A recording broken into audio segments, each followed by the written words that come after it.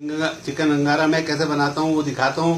ये अंगारा बनाना खतरनाक है, आप नहीं ट्राई मारिएगा, मैं खाली दिखाने के लिए।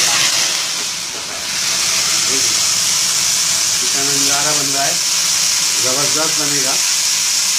ये जैसी आग ठंडी होगी मैं आपको दिखाऊंगा।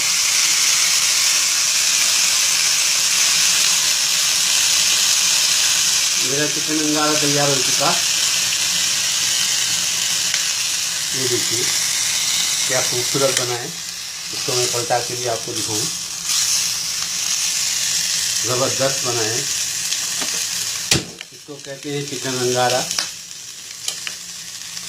मैंने जो चिकन अंगारा बनाया वो मेरी प्लेट में मैंने सजा दिया, और मुझे पता है आपको जुस्तजू ये होगी कि देखूं कैसा बना है। ज़बरदस्त बना है, और इसको मैंने चटनी बनाई हुई है अपनी, उसके साथ खाऊंगा। इस चटनी की मैं डिटेल लिख दूंगा आपको।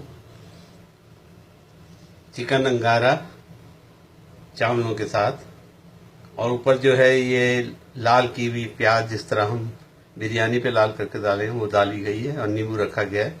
नींबू को टपकाऊंगा। ज़बरदस्त बनाने में थोड़ा सा ये है कि जिस तरह मैं बनाता हूँ आप नहीं बनाइएगा, एहतियात बरतिएगा। आप अंगार पे बना लें, आग के ऊपर इसको भून लें।